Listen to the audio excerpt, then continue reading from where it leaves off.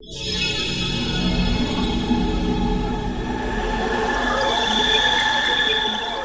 الله الرحمن الرحيم، والصلاة والسلام على سيدنا محمد وعلى آله وصحبه أجمعين. اليوم بضيافة السيد فاضل علي الحسيني، المعاون الجهادي هيئة الشهيدين، قاسم وجمال ورعاية عوائل الشهداء، ومستشار الخاص رئيس اتحاد الصحفيين. حياك الله أستاذ، أهلا وسهلا بكم.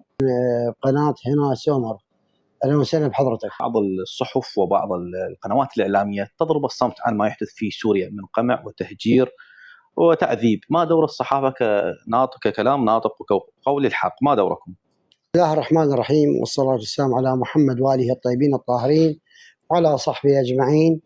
الحقيقة الحديث عن مجريات ما يحدث في سوريا حديث ذات شجون ومؤلم جدا أن نتحدث وأن لا نعمل. أن ما يحدث في سوريا من قمع وقتل وتهجير وتشريد وذبح ونحر كله برنامج متداخل بعضه في بعض، وينفذ من قبل أيدي عربية ومبطنة بأيدي أجنبية. شلون؟ خلينا نقول اليوم الجولاني على الساحة يواجه الإعلام أو يواجه الحقيقة، ولكن ما بعد الجولاني وخفايا الأمور أنه ظهر القوات التركية والقوات الإسرائيلية، وأيضا من قوات مختلفة مرتزقة مختلفة ينفذون أعمال قتل وتهجير وإجرام بحق الشعب السوري، خصوصا طائفتي العلوية والشيعة، وأيضا لا ننسى المسيح. بالأمس أعدموا البابا يوحنا يوسف،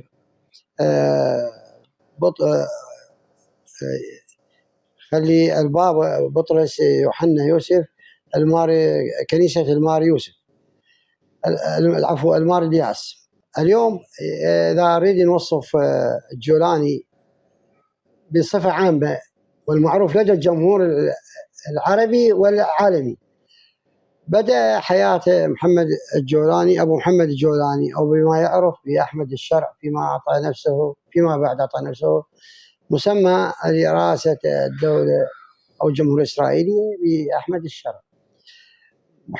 أبو محمد الجولاني كان سجينا في بوكا من ضمن الإرهابيين الذين تم القبض عليهم في قاعدة، من ضمن مجرمي عصابات القاعدة، يعني من جماعة الزرقاوي، وقضي في السجن تقريبا فترة ليست طويلة، ثم توصل إلى اتفاق مع الأمريكان وأطلقوا سراحه.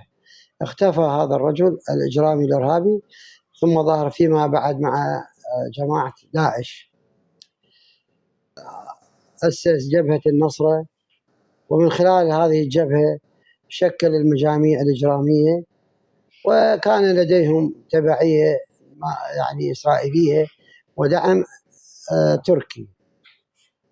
وبدأ في أدلب وبدأ في الحدود السورية، ثم أعطي الضوء الأخضر لاحتلال كل أراضي سوريا، ومن ثم الاستيلاء على الحكم. لا يهمنا نحن الحكم، إنما يهمنا الشعب الذي يقتل والذي يذبح بدون أي سبب إلا لكونه منتمي إلى الطائفة الشيعية أو العلوية، وهذا إجرام بحق الإنسانية.